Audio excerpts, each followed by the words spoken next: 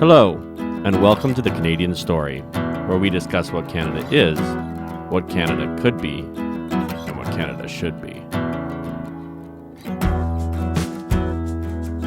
All right, and we are live. Chris Ludgate, welcome to the Canadian Story. Thank you for being here, man. Thank you for having me.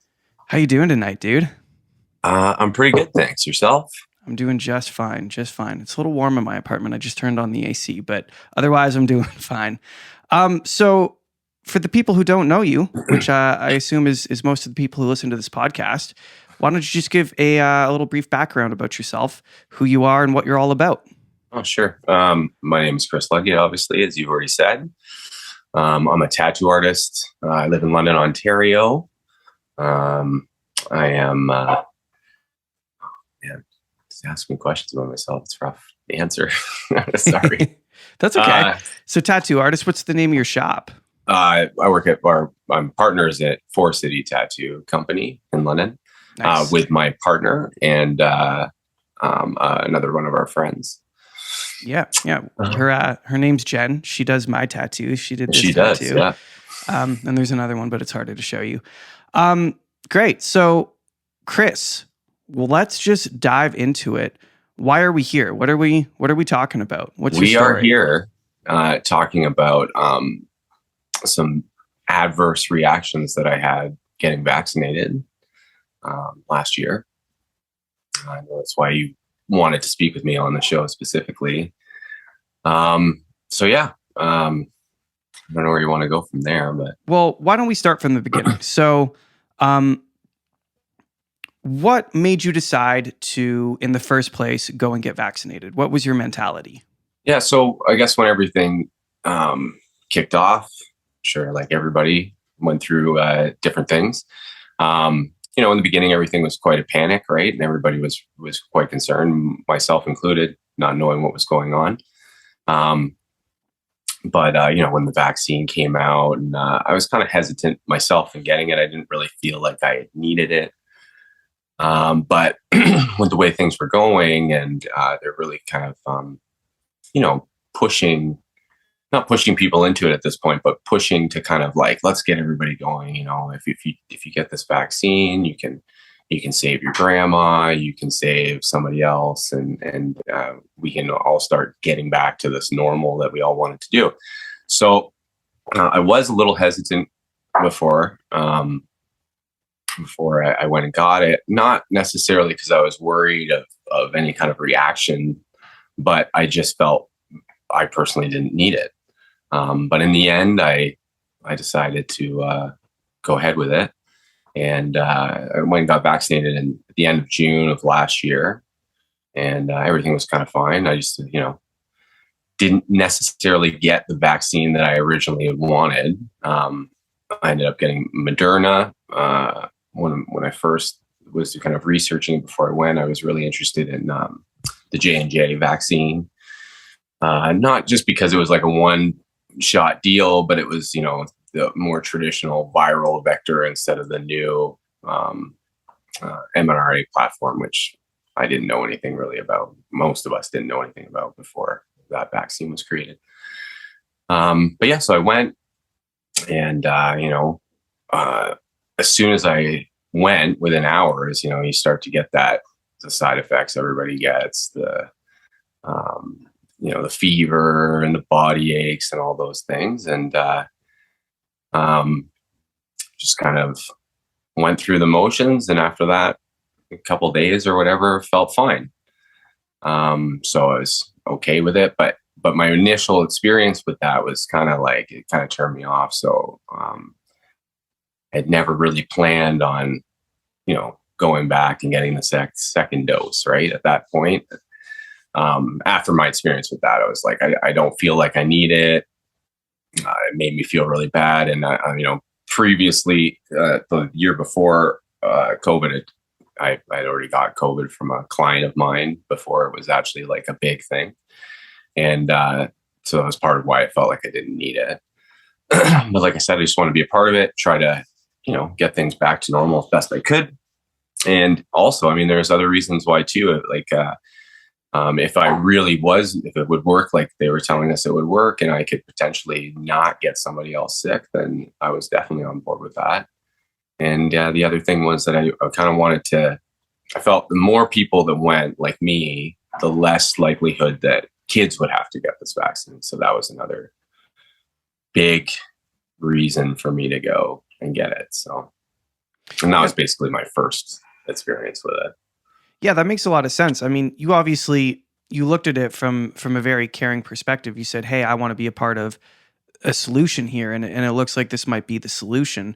Especially carrying the mentality that if we get enough people kind of across this line and get enough people vaccinated, then maybe kids won't catch the virus or kids won't have to take a vaccine. Like that's an incredibly noble way to think about it. So after your first dose, was it just the kind of like mild adverse like feeling that I hear a lot of people talk about when they get a dose of just like the fever and not feeling well? Is that what turned you off to it, or was it something else? Well, so that was the initial part of it. So as in the summer, I got the first dose. I've never felt as bad after getting a vaccine than I did that time. So I've had all my other vaccines. I'm in no way anti-vax at all. There's a lot of vaccines I think that are great that we should still get. This one in particular just really, it got me pretty hard. And, in the summer it comes and we get crazy. So when it came to go to my second dose appointment, I called and canceled it because I was kind of on the fence, like I said, and I wanted to wait it out a little bit, see what was happening with people, because the way that it made me feel, just something wasn't right. And so there's no heart. I didn't have any heart issues or feelings like that I knew of.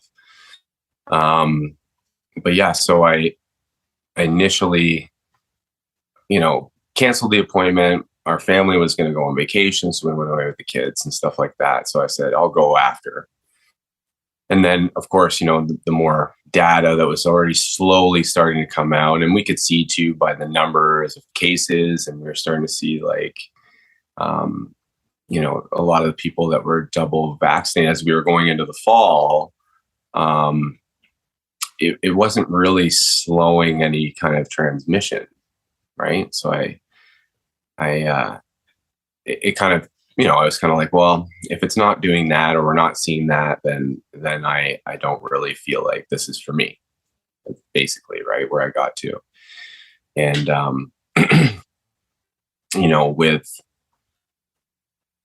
with that in mind, I still I mean, my lifestyle, I'm not really in a high risk setting. So at our work, we're very clean. We've never had any issues there with COVID. Actually, the only time that I got COVID, I got from a client before everything started shutting down in 2020. And I wasn't even thinking it was that.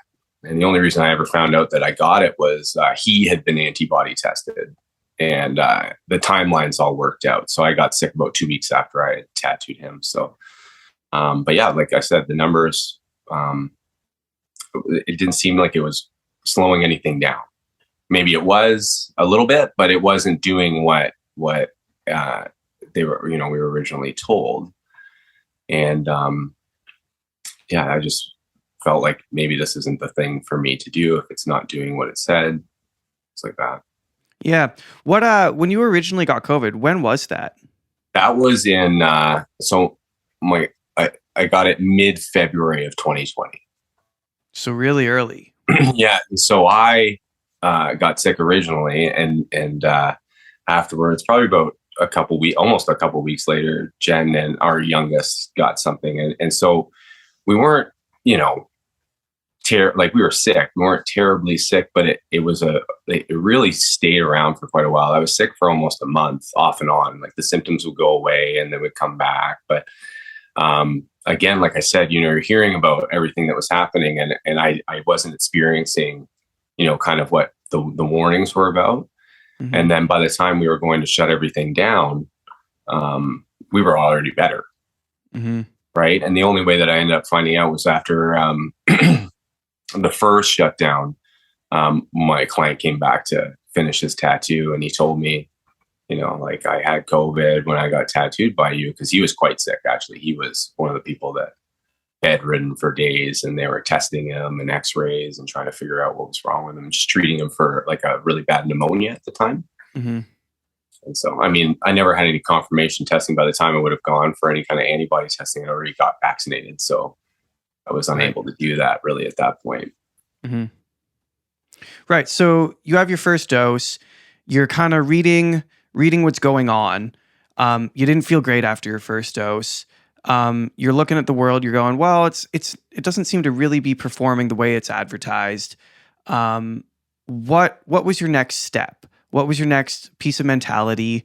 What made you change your mind about the second dose? Yeah, it was really just like what you were saying. Like, the more you're watching the numbers rise here and everywhere else in the world, countries that were ahead of us in vaccination too. I was kind of like really hesitant to go and get my second shot, because it seemed to be a lot of the issues that people were having were when they got their second dose. So I was really like, I'll be honest, I was quite anxious and nervous about doing it. And I had a lot of inner struggle. I didn't want personally to feel like I wasn't getting it because I was afraid. You know what I mean? Like, I really, I didn't want that anxiety feeling to control my life. But at the same time, I just had my guard up about it, for me personally. So, I mean, at the time too, like, I trained jiu-jitsu. You know that. I was getting ready to compete a lot. I was training a lot at the time, and I was sore all the time, and I just didn't want to feel bad anymore, is really what it came down to. So I just kept putting it off and putting it off and putting it off. But the real driving force was, when I look back now, especially since there's been so much time since then, was I was actually quite nervous about going and getting it after the way it made me feel the first time. Mm-hmm. Did you have anyone to talk to about how you were feeling? Anyone within the public health sphere? Well, I never actively sought that out. I'm kind of a quiet, keep to myself guy. It's kind of a big deal, actually, that I'm on here talking to you about this, because most of the time I don't do that. So yeah. Well, I want to thank you for being here. And I also want to kind of frame the conversation for everyone that's listening. Neither Chris nor I are trying to tell anyone what to do with 100%. their lives or with their bodies. I think we're both here. I don't want to speak for Chris, but I think if I were to guesstimate, I think we're both here because, to put it plainly, in the country of Canada and in the world, the downside of vaccination has been gaslit out of the public conversation. And all we are trying to do is represent an honest truth and an honest story that has happened, for the purpose of arming the people who listen to this with the ability to make better decisions for themselves. We are not trying to make decisions for you. So would you say that's a fair thing to say? 100%. Yeah. When we spoke on the phone before we even did this, I remember talking to you about it. Not that I thought that was your agenda at all, but I did specify, like, I in no way was coming on here to make anybody feel bad for their decisions, regardless whether they get vaccinated, they get every booster, or they don't want to get vaccinated. It's your choice. Like, I really do feel so many people in this country have been, coerced or felt bullied into getting this, or continuing to get it. That's the biggest thing. I don't even think it's the initial vaccines that people got. I think people really were doing it because the majority of people were probably doing it for the same reasons that I was, where I thought, okay, if I can be a part of this and I can help stop spreading this and really, bring the world back to its normal, and protect some people, then sure. But I think there's a lot of people that are still going out and they're getting their boosters, their third and fourth or whatever we're at now. A lot of them, I think, are still going because they feel like they have to, like they're almost afraid not to. And the people that are going to do it for themselves, I fully support. Like, that is your choice, like, that's great. If it makes you feel safe and you still feel healthy, then that's perfect for you. Absolutely. So all that being said, you did decide then to get a second dose. Walk me through that. I did. So, as we all know, in Ontario, specifically when they brought in the vaccine passports, was a big thing. And this is more of what bothers me about the whole situation. So, like I was saying before, I was training to compete in jiu-jitsu. I really like jiu-jitsu for my mental health. Has always been such a huge thing. And I really wanted to compete last year. And the tournament that I was going to compete in, of course, was right after you would be required to show proof of vaccination, full vaccination, to be able to attend any of those events. And I went back and forth for quite some time on it, deciding if I was going to compete, if I was seeing if there was any way I could get around it. I mean, I'm sure I could have gone after some other avenues. But in the end, I did ultimately decide to go. And I remember it very specifically because it was literally the 11th hour. So the time that I was competing was 14 days after the exact time that I got vaccinated, so that I was literally showing up, going to have to show my proof of vaccination, and I would have been 14 days vaccinated basically to the minute. I remember sitting in my car in the parking lot too, deciding whether I should just go home or go in. So I ultimately ended up going in. What was let's pause there. What was that? Yeah. What can you shed a light on some of that inner conflict sitting in your car there? What was that conversation with yourself like?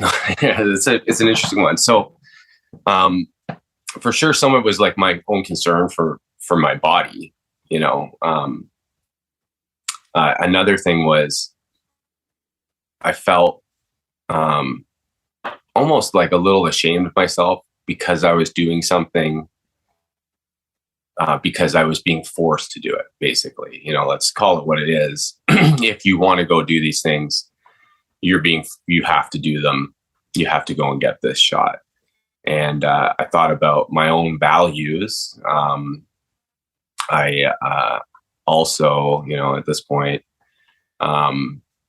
my partner, Jen, was much more concerned about side effects from the vaccine. And part of it was me struggling with, like, what am I going to say? We had this conversation and we went back and forth on it. I said about I was kind of going back and forth on it. And, ultimately it's my decision regardless, but I sat there for quite a bit thinking about that. And then, sometimes you can get pretty down on yourself in those situations, like you're really, it's a hard struggle to have internally like that, where you feel, what's once started as, like you said, more of a noble cause. At this point, I'm just giving in to go and participate in things in life that I should just be able to do. Mm-hmm. And kind of giving up a piece of myself to go and do that. Mm-hmm. It becomes this weird moral conundrum that you have to grapple with, whether or not you're going to make that decision, not necessarily even for specifically a health choice, but for a choice of just whether or not you want to be, legally allowed to live out your life as you should, which is a whole other portion of the conversation that maybe we can get into at another point. But like, that shit's whack to have to make that decision. And I know many people who sat, maybe not in the parking lot of the vaccination center, but sat somewhere and thought really hard about that, because it's been really complicated for a lot of people. And I think we underestimate what that has put us all through. It's incredibly taxing on you. Yeah. No, I agree with you 100%. Yeah. So you made the decision to do it. You went in, you got it. Did you get Mrna a second time? Yeah, I specifically asked for Moderna the second time only because, the different vaccines and mixing them, depending on geographically where you are, became a political kind of game as well.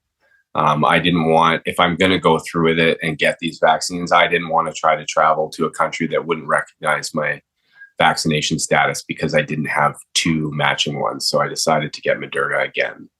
I didn't realize there were countries like that. Yeah, I'm not sure if any of them upheld it. I remember at the time, a lot of places were talking about. I know that there were a few countries that if you initially got vaccinated with AstraZeneca, they weren't recognizing the AstraZeneca as your first dose, I believe. Mm-hmm. But again, I can't tell you the countries that were doing that. But I just remember reading it and thinking this is, if I'm going to do it, I want to keep it the same. So there's no question. It will be accepted. Right. So you got Moderna a second time. How did you feel after the second one? So not only was I, at the 11th hour, I was also in the middle of my days.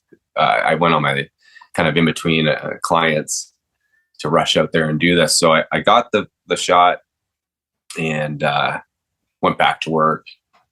I do know that, physically, I didn't feel bad. The second that they gave me the shot, they knew that I was on the fence about it. But I was pretty open with the nurse, and she wasn't pushing me in to do anything. I want to specify that. She was giving me all the time. Yeah, she was giving me all the time that I needed. But when I said, okay, yeah, we can do this, it was kind of, needle in, done. There was no, and I remember it's really quick. And the feeling that overcame me when it happened was not the feeling that I wanted it to be. And that wasn't any kind of physical side effects. That was my own inner feelings, right? What did you feel? Well, I really started to feel anxious, and I had this huge underlying sense of disappointment in myself almost, that I had, just gone through with it, and they weren't honest intentions at that point. Like I said, it was just to go and do something for myself, And then anyway, I stayed there for the 10 minutes or whatever. I remember trying to just distract myself on the phone, and one of the clinics that I went to in London with this huge medical, it's a huge pop-up facility, right? So it's people in and out in droves while I'm there, and I just wanted to get out of the building. As soon as I could, I was gone. Mm-hmm. And so anyway, I ended up driving back to work and started tattooing. And I was fine at first, and then as it went on, I could start to feel my body aches coming on, like I did the other time. And then when I was done, I went home, and when I was at home, I was feeling pretty lousy about it. But I will admit that I spent a lot of time hiding how I was feeling, because my partner was here, all the kids were here. I didn't want anybody to, worry about what was possibly going on for me. And I was sick for 48 hours, pretty much to the minute. It was 48 hours, boom, almost to the time before I started to feel better. And it was quite a bit worse than the first time. Mm-hmm. Yeah. So sick with the same symptoms, like fever, aches. Yeah. But just stronger. Yeah, it was. Like I said before, a lot of the times with vaccines, that I know that is it's a pretty common side effect, but it was just quite amped up compared to the first time. Mm-hmm. Yeah, absolutely. So what happened next then? Okay, so the 48 hours goes by, feel pretty normal. I'm good to go. Actually, about a week later, I felt better than I had felt in quite a long time. I have no rhyme or reason why. Maybe I had shed a bit of the anxiety from this whole back and forth and the turmoil that I was having with it. and I just maybe started to physically feel better before it. So, I got the vaccine, and I took a few days off, and then I went back to training, and I was training pretty heavy. And then right before I competed, I took that week off so that I could just let my body recoup. I would go for jogs, and I would go to the gym and lift weights and stuff. I wasn't doing anything, too traumatic to my body. So I went and competed, and everything was fine, and I felt fine at that point. And then when I was done competing, I took some time off again. And so there are some interesting things that started to happen. In the summer, I had injured my knee and my shoulder, and it was the same shoulder that I got the vaccine in. And my knee felt really weak. And I wore a knee brace even when I was walking around sometimes, and a train just felt like it would, at any point, it would just buckle. Like it just didn't feel stable. And because I was training so much, I actually just assumed I'd injured myself or something, and let it kind of go away. It took about a couple months. It was the fall when it started to feel strong again, and everything was good. And then what I noticed was, like, just a couple weeks after, it would have been, I guess, almost a month, like 3 weeks or so from when I got vaccinated, that same feeling started to come back in my knee and my joints, only on the left side of my body. I can't confirm to anybody that was caused by the vaccine. I haven't seen a physician to tell me that, but logically, I feel like something had happened because of that. So, and I mean, this isn't the reason why I'm on here anyway, because, as you know, the stuff that happened to me afterwards is much more visible to the world. So, but I noticed that feeling, and I wasn't feeling right at all. And, coming into, at this point, it's just into November and like mid-November or so. And then kind of coming to the end of November, I still wasn't like feeling myself at all. I would go and I would try to train, and I found I was tired all the time, and I couldn't keep up. And then getting into December, I got so sick constantly. Like, I couldn't stay healthy. I would have a little cold, and I would go away. And then I got like a really bad bout of strep throat. Like, it was awful. In fact, actually, speaking of like anxiety and how everything was going, I just assumed it was COVID, because it was this, the way it came on all of a sudden, and everybody thinks every time you got something that it was COVID. And then your anxiety in your head, because you're reading all the stuff on the news and you're hearing all these stories, and you start to think about it, and it probably makes it feel worse than it is. But I did go and I was lucky to find a doctor that would diagnose me over the phone, Mm-hmm. because the symptoms of strep throat are the symptoms of COVID. So Mm-hmm. I was unable to go into a clinic or a doctor's office at that point. So,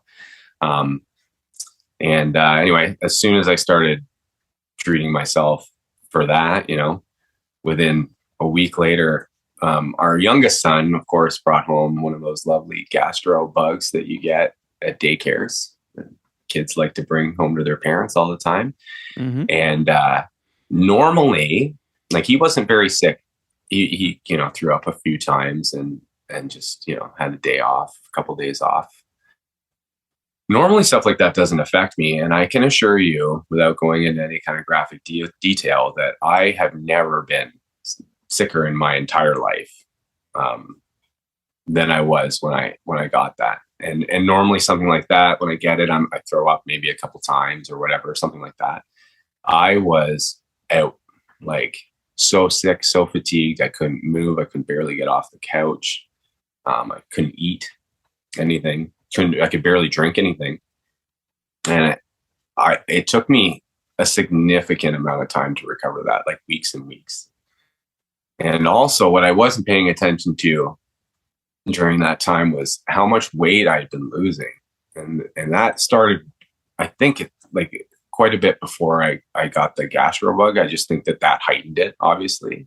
Right. But over that time, I lost 17 pounds, and which is quite a bit of weight for me to lose. Especially, I wanna point out for an athlete who trains regularly. Yeah, Athletes who train regularly manage their body weight, intentionally. So to just have 17 pounds evaporate is not good. no, it's not. I felt awful all the time. I couldn't get an appetite, and I just, it wasn't like some sort of COVID side effect or anything like that. It was really quite strange. But I couldn't eat.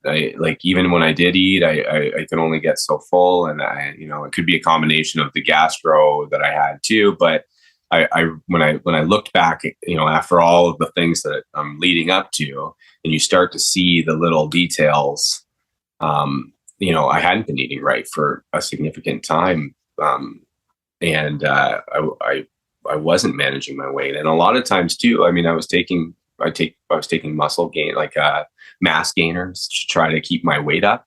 And I think a lot about, if I wasn't taking that, like how much weight would I have lost? Like I was taking protein shakes with 1,100 calories in them, stuffing them into my body, right? And not training it as hard as I was training before that too. So I should have been gaining weight.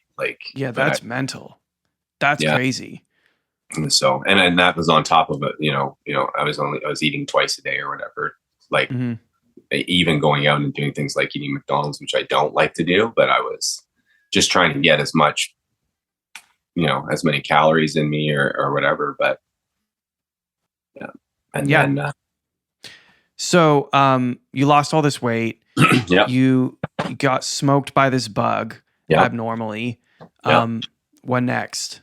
And then the kicker is, of course, we all know that I got COVID again, fully vaccinated, everything. And so how long after your second dose?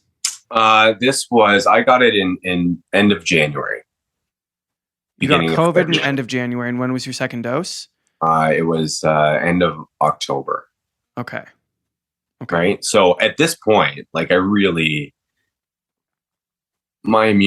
this vaccine, I believe, is working the way it's supposed to be working, I would feel like this would be the high point of my immune system really being charged up at this point. So,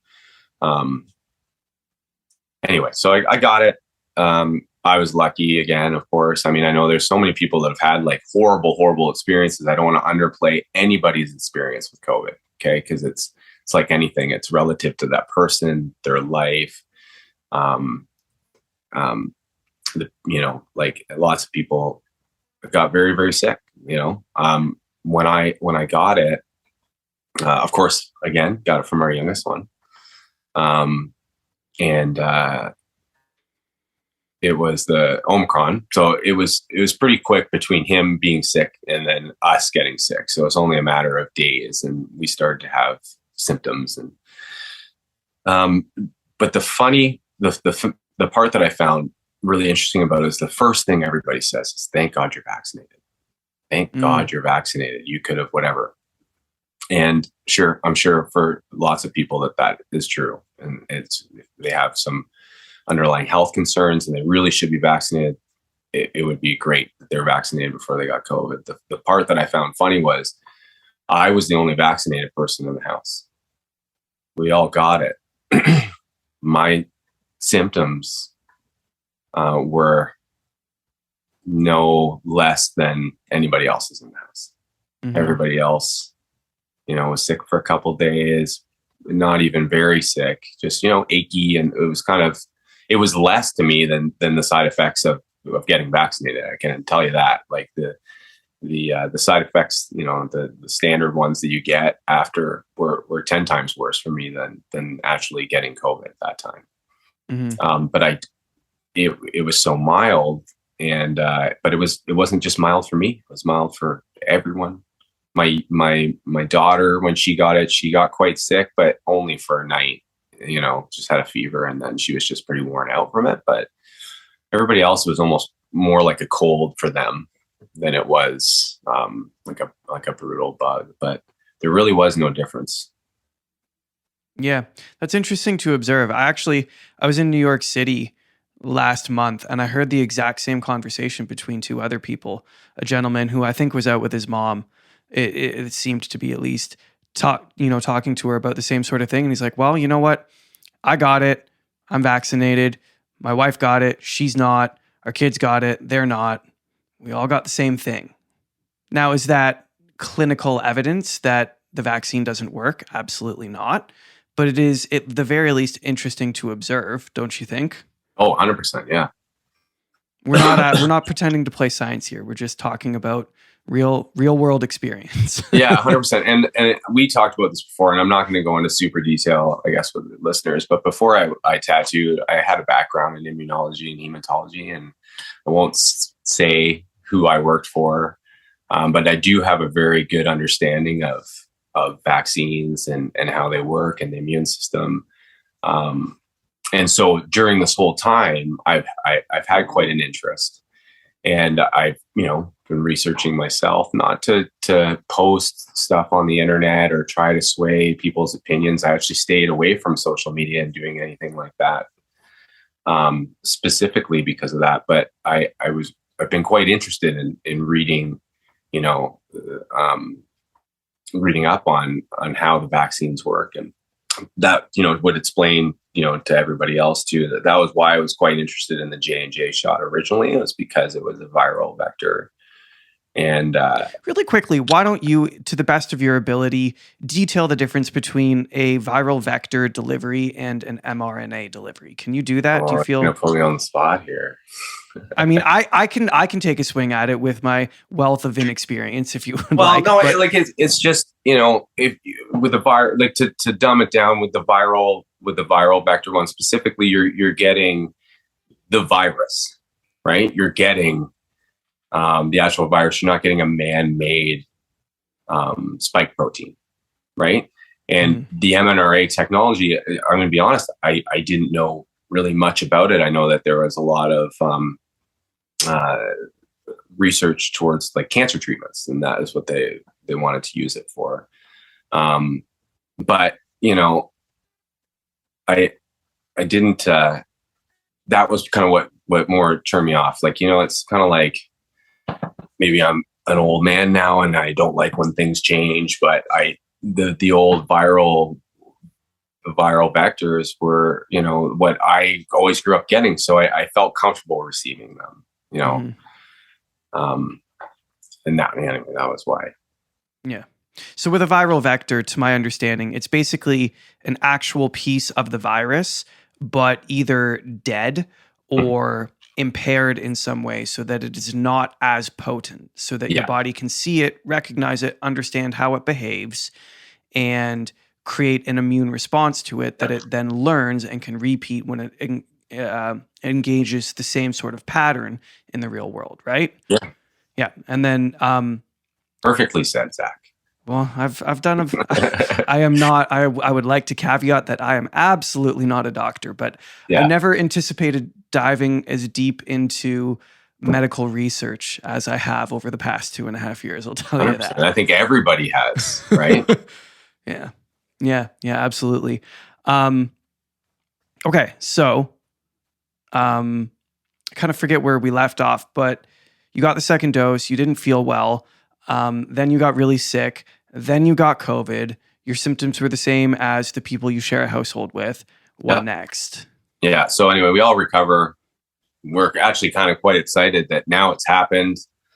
We can kind of move on. And actually, one thing that I should say about I found quite interesting is it took me like a significant amount of time to test positive with like a rapid antigen test. So I knew it was COVID. I mean, when we tested my youngest, I mean, the confirmation stripe was instantaneous. Like there was no waiting 15 minutes. You watched that fluid go up and the bar was there right away. Mm-hmm. It took me almost, I think it was like 8 or 9 days before I tested positive for that. And I test myself every day. Do you still test yourself every day? No, during that time, every day. Okay. Yeah, I was trying to, because I'm like, everybody else is testing positive, but me. And I was like, it doesn't make sense. We have all the same symptoms. There's no way.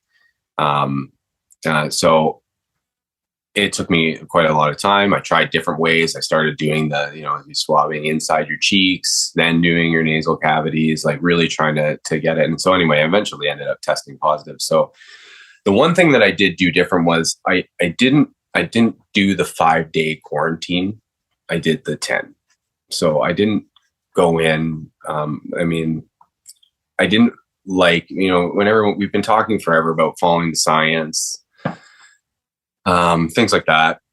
And we keep hearing that. But then if you're vaccinated, you only have to quarantine for 5 days. But if you're unvaccinated, you have to be in quarantine for the 10 or, whatever. Right. So to me, I'm like, I'm during that time, I still have symptoms.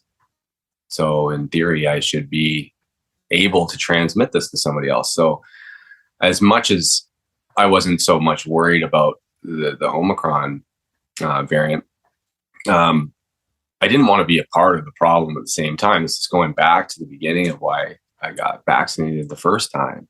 I didn't want to, be a part of a butterfly effect where I go and I get someone sick and they don't realize, and then they get someone sick who really shouldn't get sick, and then something bad does happen. So I hung close to the house,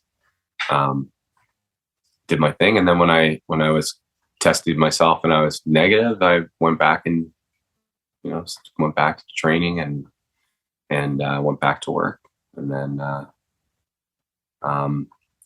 shortly after that is when I started to visually notice things that were wrong with me. So I know that you have photos. I've sent you photos so that you've been able to see it. I was growing my hair out during the winter because I haven't had long hair since I was in high school. And Jen liked the idea of me growing my hair out. And I thought, hey, might as well try it out.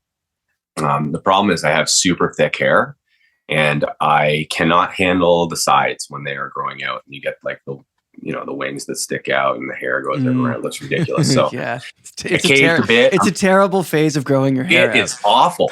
Like even hats can't help you. So, and because my hair is so thick, I was getting hot all the time when I was at jiu-jitsu and doing things like that. So I decided I'm going to go and shave the sides down a bit and just wait till the top keeps coming over. So I go to the barber and I do that. And I'm heading home and I was like, it's like beginning of February. And I was like, man, the side of my head is like super cool. Like, I don't get it. And I'm feeling like it's pretty short, but I was all up here and I was like, I don't know what's going on. So I come home and I'm trying to look in the mirror, but can't really see anything. So I take my phone out and I just like kind of videotaped around my head. And so I start to see these like tiny little, holes like that, patches in my hair, like completely down to the skin, bald. And I think to myself, like, oh, fuck. Like I knew instantly, like, oh, okay, cool. I have alopecia now, right? And that was a really big struggle for me. When we go back to talking about, the effects on you they're not just physical. There's lots of mental stuff. So my whole life, one of the only things everyone likes something about themselves, right? Everyone can find something like about themselves. I always liked my hair. I liked that I had thick hair. I've always enjoyed that. And I felt this like overwhelming sense of panic instantly that, oh my God, I'm going to lose all my hair. So Jen came home from work. I showed her. She kind of went through my hair, taking photos, find all these like little spots. And then, like I said, at the beginning, they were little dime size spots. There weren't anything drastic. And then, I had no idea what caused it. I was like, where did this come from? So, it looked like when I started to find the spots, it was still in the early stages, but it was probably happening for a bit by the time I noticed it, by the time I cut my hair down, because again, my hair is so thick that when it was long, you really couldn't see it. Like I really could, like you wouldn't be able to see it. So, I noticed the next day I was in the shower and I washed my hair and I remember pulling my hand down and just like tons of hair in my hands. Like, I know we all lose hair, but not at the same rate as that. Like, there was a significant amount of hair. I'd find hair in my clothes as the day goes on. If I wore a hat and I took my hat off, there's like hair in my hat. I was always finding it on my shoulders, almost like dandruff, but hair. Mm-hmm. And so I started to kind of photo document what's happening. And so I started kind of tracking it. I noticed pretty quickly that over the space of, like almost a week, like some of these really started to grow. And, like I said, again, I was like, where is this coming from? So I knew I had alopecia, right? It was pretty easy to diagnose.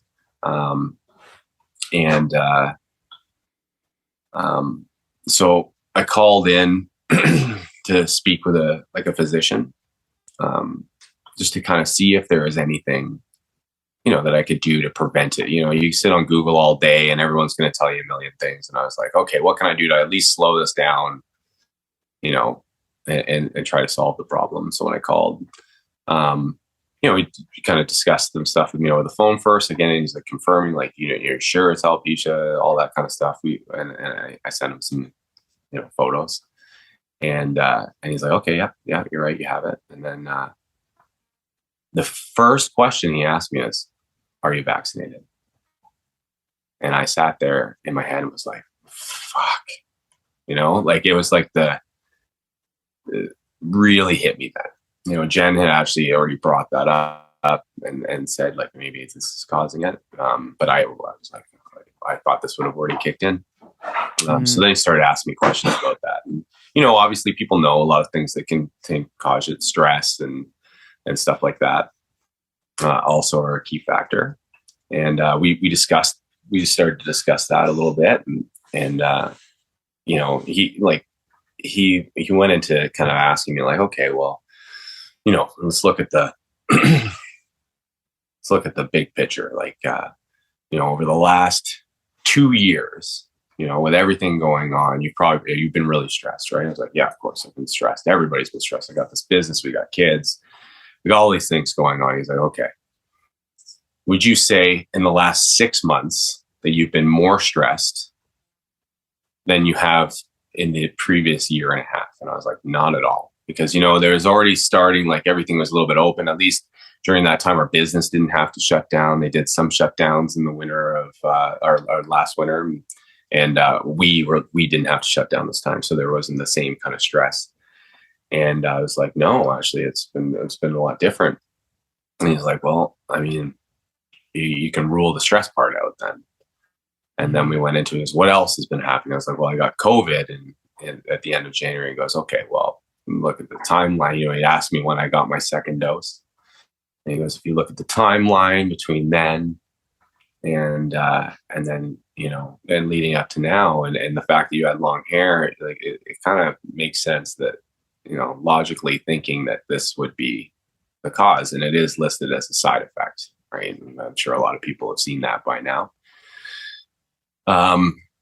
He had thoughts on the possibility that me actually contracting COVID had just also accelerated it, or maybe it was, it kicked in a little bit more, and that's why it became noticeable just after I had COVID. So anyway, I had these patches, and actually you can kind of see. I'll turn my head. I don't know if you can see. Oh yeah, I can see. It goes back white, and I kind of left myself a little unshaved so people could see that I lost all in here as well. Mm-hmm. It's growing back. It's hard to see. It's white, almost like baby hair, and in here it's growing back as well. I don't know if you can see that. Mm-hmm. Just to get a little bit of an idea, it's coming back. But it was pretty drastic. I mean, the one that's on the side of my head turned into, like if you had held a baseball up to the side of my head, right down to the skin, and I had them all peppered in around, and I spent a lot of time hiding it from everybody. I didn't want anybody to see it. I really struggled with that part of it. The one thing I ended up trying to do was embrace it a little bit. And I stopped hiding it from people. And I found when I stopped hiding it from people, I noticed people noticing it. And eventually I would be honest with them about it.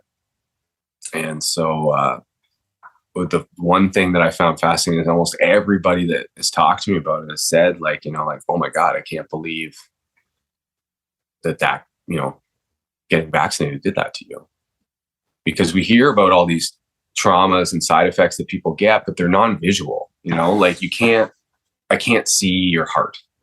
Mm-hmm. I can't see that you have myocarditis, or, I can't see anything if you had any other weird issues that came from it. Blood clots, they're not visible. Yeah, exactly. I can't physically see it. So it's less of a, it's less of a warning sign for me, but I didn't use it.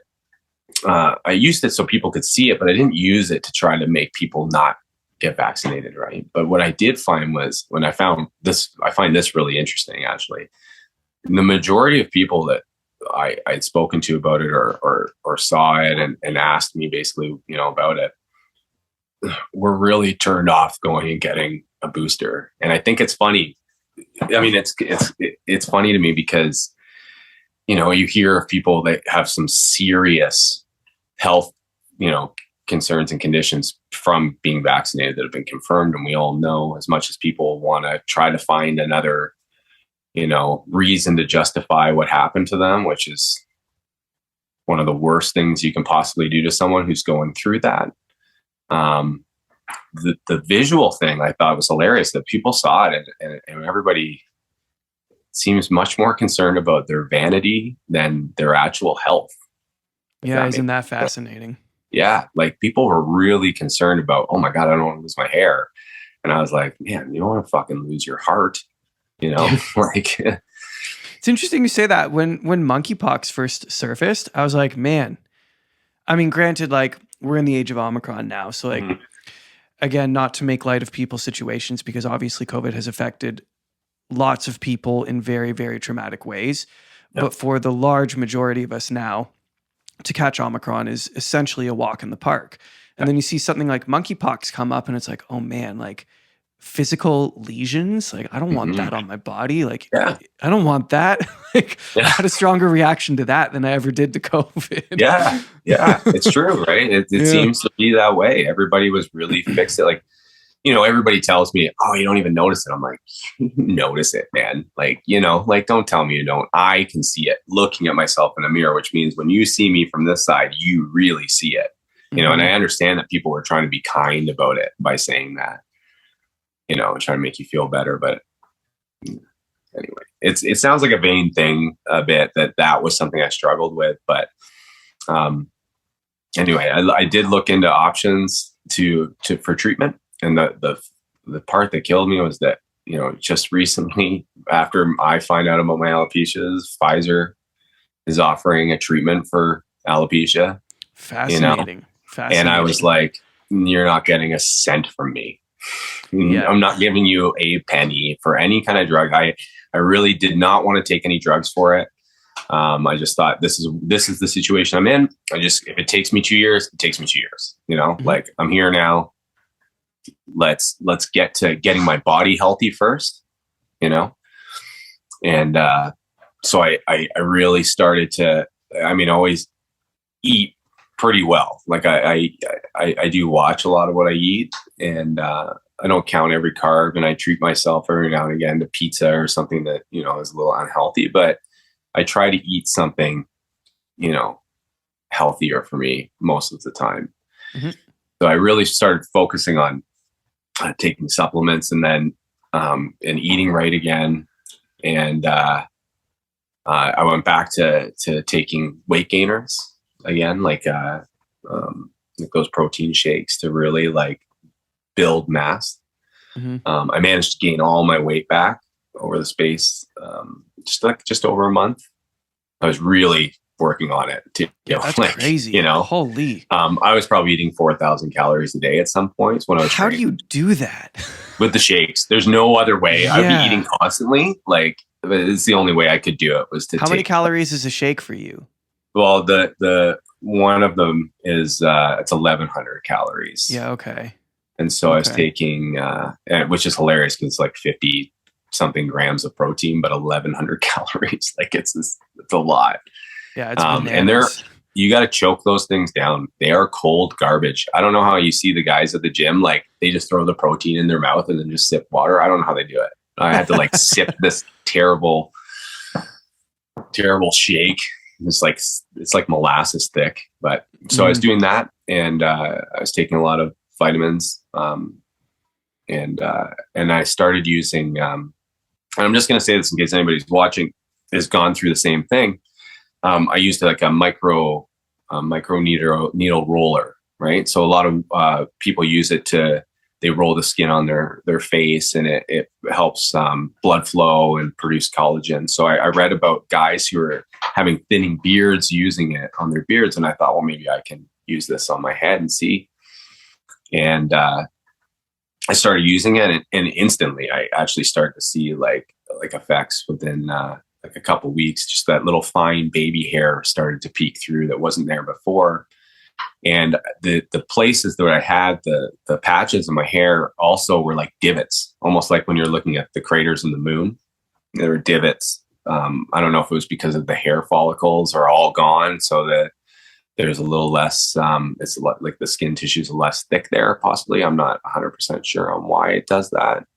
But then I could really feel like my skin, the consistency returning and the color returning to normal, because when you have those patches, it's like bright pink, which Jen and I found out is not actually healthy. We thought it was healthy scalp color, but your gray color is healthier color for your scalp. So I learned something today.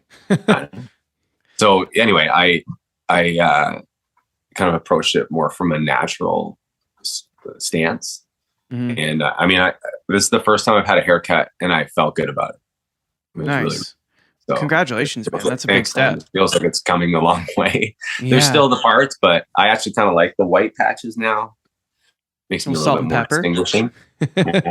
So I want to clarify something. When you first started experiencing that and all your hair was falling out, the people that you spoke to, from like specifically from like the professional medical field, did they give you a direct link to vaccination? Was that confirmed to you? Well, I didn't go in and get any testing done, like physical testing done or anything like that. But what he was saying was like, this is listed as a side effect. Like the logic points to this would be caused by the vaccine. This just seems to be a side effect. And you fit the timeline, right? And the timeline was like bang on. That was the big thing. But I thought it was hilarious that when I called at first, like as soon as I started describing my symptoms, he jumped right to like, hey, are you fully vaccinated? Mm-hmm. Yeah. And then, like I said, that whoosh of like, oh God, yeah, here we go. Yeah. And what comes with that feeling too is the overwhelming sense of like, man, if I can see that my body is messed up, what else is happening to me that I can't see?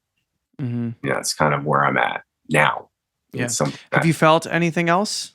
No, like I can't say like the joint pain that I had, regardless if it was related to the vaccination or not, that I was talking about earlier, and the weakness, the fatigue, it's gone now. I only started to feel like myself again, kind of mid to end May. Mm-hmm. And that's like, that's like 6 months after your second dose. Yeah. Like it was quite a while. Like I got my weight back. I started to feel better. Just physically felt better, whether that was the weight that I gained back. I don't think it was all that, but I really like my body feels better at this point, but yeah, good for you, man. Supplements. Yeah. I'll tell you what, when I started taking supplements and taking care of my body and working out, I felt better too. Yeah, 100%. I mean, like for 2 years, they pushed this narrative of everybody stay home and order in food and do all this, and they're closing gyms and they're making like, it was almost like they're pushing people to be unhealthy. Yeah, and it's tough because hindsight's 2020. 100%. And at the front end, no one knew anything, and we were all just trying. We were all in the same boat, man. We were all just trying to figure it out. But like you definitely at this point look back and you go, man, we did some dumb shit, like some really dumb stuff. Like, even just I really like listening to the Dark Horse podcast, and early on in the pandemic, Brett Weinstein, who's an evolutionary biologist, was looking at what little data there was and was saying, hey, it looks like you're probably less likely to get it outside than you are to get it inside. And then, of course, we lock down and everyone gets sent inside.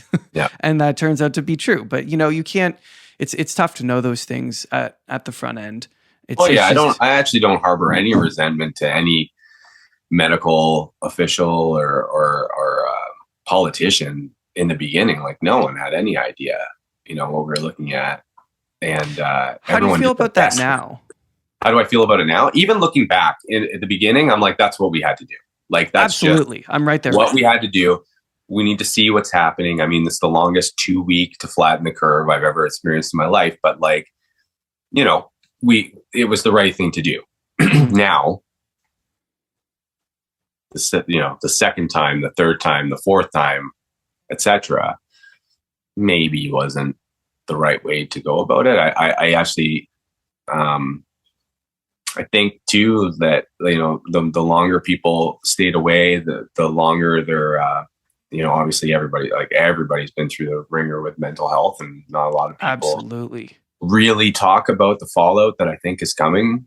For that, for everybody, for adults, for elderly people, for children. Like, you can't isolate people and not expect some kind of like repercussion from it after time.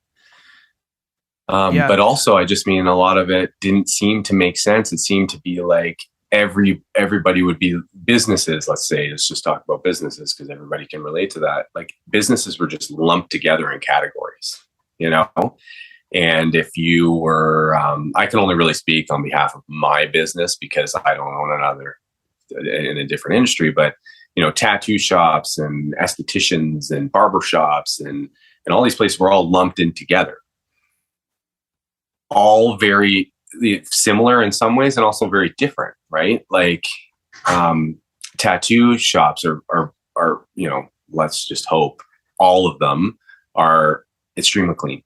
Mm-hmm. The barbers and hairstylists I know, they could also operate with just one person, one client at a time, things like that. And so the shutdown, open up thing, it didn't make a lot of sense to me at the end. So I not just from my own standpoint, I think, kids sports being canceled and schools being let out. And I felt like stuff for kids should be the last thing to close, specifically school, and the first thing to open. And we were doing things really backwards.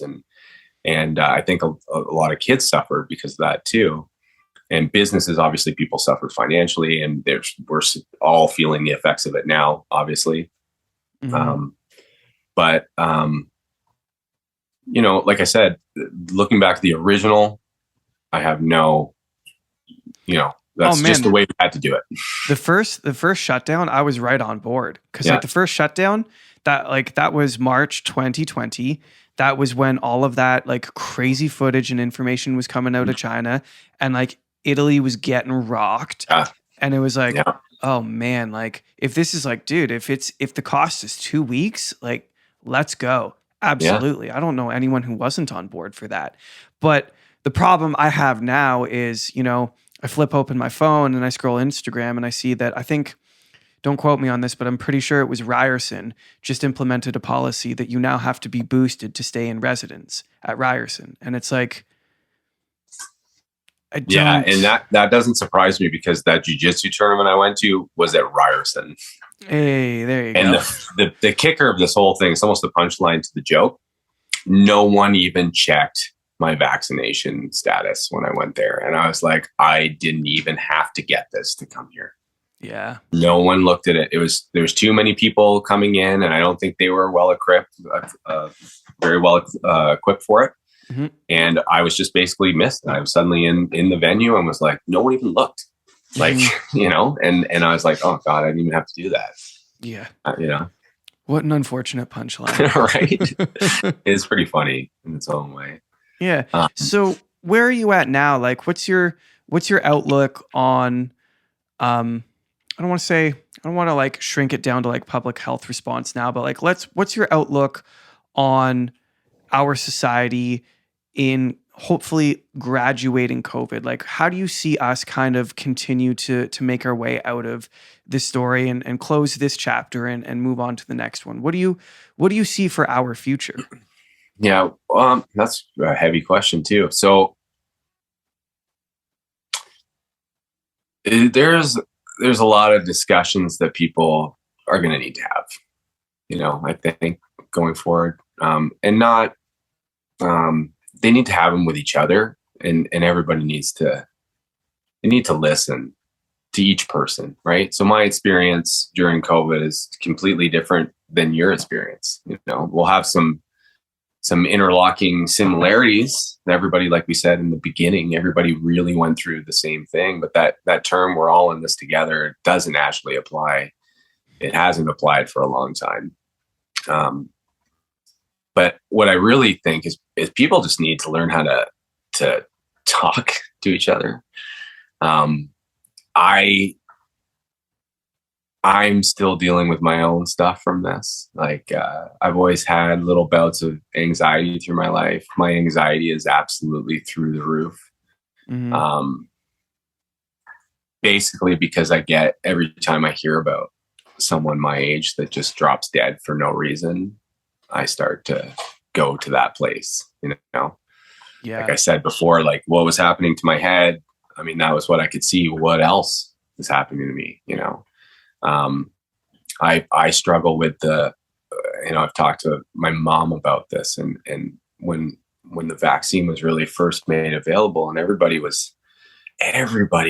crossed these boundaries with people and really were like, when are you going to get vaccinated? Have you got the vaccine? Have you done this? And I do believe that a lot of the majority of people, it all came from a good place. It was genuine concern, either for you or for other people, right? Really like, do your part. Let's do this. But I have in the end, no one put a gun to my head. I went and I got vaccinated. In the end, it was my choice. I could have not done it. I could have not gone the first time. I could have walked out the second time. Nobody actually forced me. People helped push me in that direction by limiting my ability to do things. But I made the decision. Nobody else did. I can own up to that. I can also own up to the fact that I was duped. I was told this was one thing was going to happen. So I went to do it. And then it didn't happen. We didn't stop spreading it everywhere. And we didn't, it wasn't as effective. And as we were told it was going to be, or is, some people are still preaching about how effective it is, even though anybody can go on the internet and see the data from multiple different sources. We're not talking like anti-vax groups or anything. You can see some real world scientific data at this point on what it is and isn't doing. Mm-hmm. And so, where I was going with that is like, everybody just needs to stop being on one side or the other. There's people like me who are in the middle. If you decide, Zach, tomorrow, like, what, I think this is a good idea, I'm going to go and get this. That's the choice you made for yourself. With all the information there, you're grown up, go make that choice for yourself. And I hope it works out for you. And I hope, you feel safe and it does keep you safe. I really do. But you had families, like, I hear so many stories at work, man, from people. And I have my own experience with my family coming to me. And every time I saw them being like, when are you going to get it? When it becomes available for the kids, are you going to get it for the kids? Well, when's Jen going to get it? And I had multiple times to just say, like, we can't talk about this anymore. Like, this is like a personal choice. I don't want to talk about it. And even when I went and got vaccinated, I didn't tell my family that I went because I don't think it's relevant. It's not really any of your business if I do or don't. I'm not doing any of this with a flag of virtue towed behind me.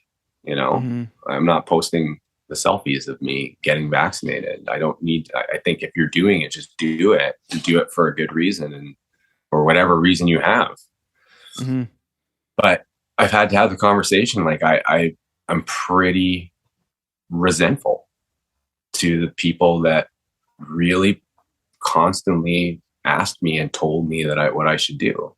And I've had to, it's a hard conversation to have, like it really is to lay out, this is how I feel.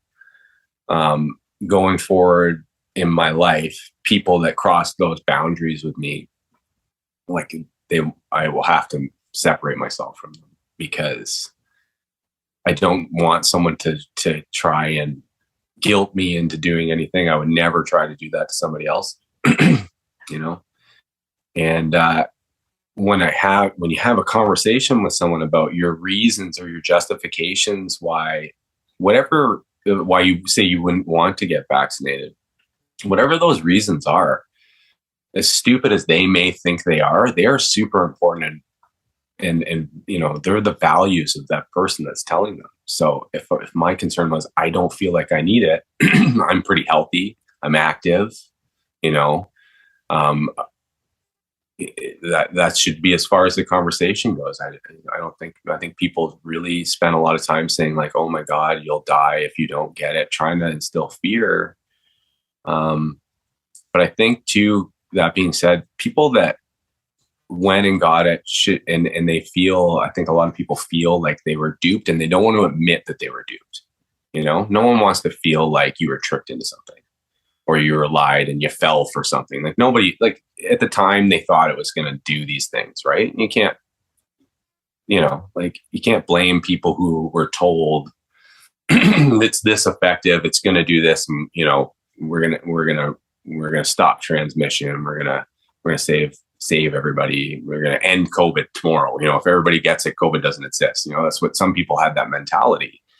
And you can't blame people that were told by other people in a higher pay grade, a higher like level of education, that was how it was going to go, and they're passing along that information for you. But now that we all know, or some of us know, I guess, how it is, then I don't know. You just can't. You got to be able to have a conversation. That's where I'm going. Like, we just need to be able to talk, like me and you are talking. And at the end of it, our conversation's over, and you're doing you and I'm doing me, And we're both friends, whether or not we see eye to eye on everything. 100%. That's real impossible. Yeah. Like a thing that I found funny too is, you see now, it's so let's say a year from like last year, everything was quite different. Now I see videos online of people videotaping somebody in their car with gloves on and a mask, making fun of them. And you used to have a million comments of people, telling off the person that posted this video, right? Mm-hmm. It's switched. Now you have everybody making fun of this person. And what I actually think about is, that person's doing nothing to me. Absolutely. And they could really have something that they are very concerned about, or also just in general, they're just that scared. Mm-hmm. Like they're so concerned either because they've been told by people or whatever, whatever they've been reading or researching themselves, that they're trapped, man. Like they're stuck in this bubble. And I feel awful for people, if they feel like they have to live like that, or they live in fear. But again, like I said, that person could also legitimately need that. Absolutely. Like you never know who might actually be massively immunocompromised, or has just gotten chemotherapy, or whatever it happens to be. You can't just look at someone and know their situation. And I love that, actually. That is the beauty of living in a free country, because it forces you to engage with people you don't necessarily understand. And the cool thing about that is you learn from those people as long as you treat them with respect. And if you treat those people with respect, as long as they, reciprocate and they treat you with respect as well, you always end up learning from people, which is amazing. Like it's such an incredible thing to share a country with so many different types of people. And man, we've, on this podcast, and I think as a country over the past 2.5 years, we've talked a lot about freedom. Like, freedom is very, very important to me, and the autonomy and the ability to make the decisions that are right for me. Like, I want to hold on to that. That is very important for me. But you cannot say that and then in the same breath turn around and judge someone else for making different decisions. You can't do that, because then you don't actually believe in the ability to make decisions for yourself. You just believe in the ability to make the decisions you think are right. And we saw so much of that over the course of the pandemic, and it's been a costly lesson to learn. But I do see people coming around to this idea that, hey, I'm me. This is how I saw it. You're you. This is how you saw it.